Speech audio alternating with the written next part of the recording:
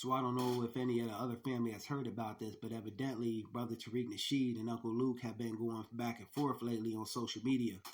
And from what I gather, basically what had happened was Uncle Luke was being caping for the Democratic Party, being a Democratic shield when the Central Park Five got up there and accused Donald Trump, of sending them to jail, this, that, and the other. But for printing out that mass article in the New York Times, but Brother Tariq Nasheed said, both sides of that coin is complicit in it. You can't just put it on Donald Trump because you was convicted by a Democrat. So he exposed that, and evidently Luke ain't like that. And if you know, like I know, Brother Tariq Nasheed is a little critical of the Democratic Party, but with good reason. Black folks have been that loyal voting base for the Democratic Party for 50 and 60 years, and not once have we gotten anything for our vote. And ain't nothing wrong with us putting our folks up on game and saying that we need something for either party in order to cast a vote. Every other group of people is getting tangibles for their vote. So why is it a problem when foundational Black Americans are seeking out tangibles for our people? Uncle Luke also went on to say in his own words, people are choosing to follow Tariq Nasheed and he's putting out books and movies. I hate when people try to do this, make FBA like it's a cult with some kind of followers and leaders. We got no followers because we got no leaders. FBA is a lineage like a Puerto Rican, a Cuban, a Mexican, so on and so forth. Why are other groups of people allowed to have their specific lineage? And when we just codify around our lineage and say we're a different group of people with different cultures, we're not just one big Negro.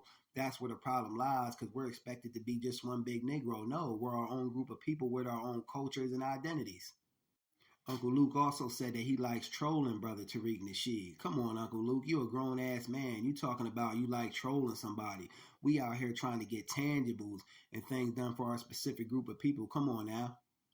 Uncle Luke is confused also by what we mean when we say tether, because he asked Tariq Nasheed, was Minister Farrakhan, Marcus Garvey, and Malcolm X tethers?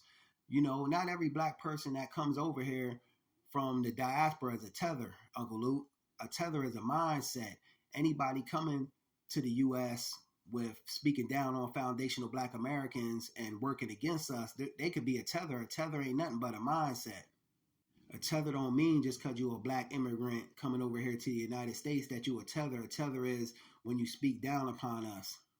Because truth be told, there was a lot of Black immigrants for a long while coming over here with white supremacist talking points. And we know it's not all the brothers and sisters from the diaspora, but a good bit of them were coming over with white supremacist talking points. You guys is lazy, you guys is akadas, you guys have no culture, this, that, and the other, when really that's a slap in the face to us and our ancestors. We can't let this kind of stuff go unchecked. We must check these kind of people, because if it wasn't for the foundational Black American fight and civil rights, no Black immigrant would even be able to come over to this country, because they coming over, truth be told, because they not fighting the oppression and devastation that's going on in their homeland. And us as foundational Black Americans, we've never had that luxury. We always had to stand toe to toe with the system of racism, white supremacy, and fight it head on. And side note, Uncle Luke helped usher in some of that twerking and that ratchetness with the women that went on down there in Miami. He helped usher that in. And it's by far time we start to separate from this kind of stuff, because unfortunately, this kind of stuff will get dumped on to foundational Black American society as well, because a lot of times when people from other parts of the diaspora do things, it's dumped on to Blackness, and we as foundational Black Americans are the face of Blackness, so this kind of stuff gets dumped on us, and we can't have this. Then Uncle Luke went on to say that Tariq Nasheed is separating Black people. I beg to differ. Black people been separated, unfortunately, ever since them no good bastards first start selling our people into slavery for trinkets. And a good bit of people that come over from the African diaspora, when they get over here, they don't want nothing to do with no foundational Black Americans. They set up shop in their own communities, do business with their own people, and they won't so much as even look at a foundational Black American. Yet we're expected to want to buy into some global Pan-Africanism when people in the diaspora don't even want no Pan-Africanism. That's why they flee in these countries to come to the U.S. Pan-Africanism has been a one-sided coin. Other groups of people in the diaspora wasn't putting no points up on the board. They could come over here and come and go as they please, but we can't go over there like that to Africa And the brothers and sisters, Black American brothers and sisters that try, most of the time you hear them coming back and telling horror stories of them being robbed and conned and things that went on over there with them. So no, brother Tariq Nasheed ain't separating no black people. What he did was just peel back the band-aid and expose things that needed to be exposed so we can do better as foundational Black Americans. And I salute him on that. He put me up personally on a lot of game. I got a lot of game from Tariq Nasheed. Because for the longest time, we as Black Americans have been taught that if we wanted some black greatness, we had to go way back to Africa to seek it.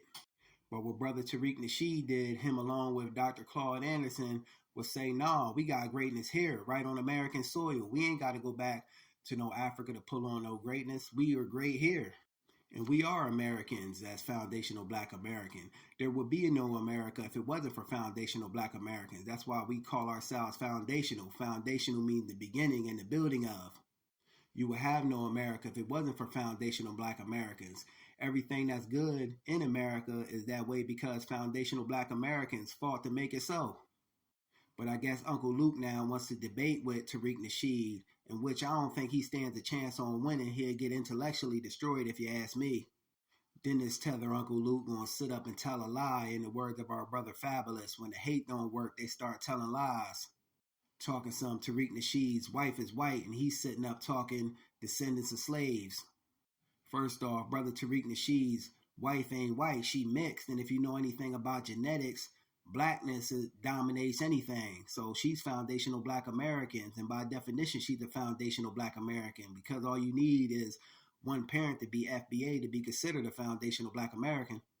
You got people that's biracial. Foundational Black American is something else that can be more black than a person that got two black parents. And you want to know why? Because blackness ain't just predicated on the outward, the physical exterior. It's predicated on the double entendre. The mind and the physicalness got to go hand in hand. Me personally, I got some white in me. My mom is black and white, and my father's full black. And my mom always taught me, first and foremost, to always stomp the yard and ride for blackness, point blank, period. But ain't nothing wrong with us getting on code with other foundational Black Americans, despite what others might feel, think, or have to say about it.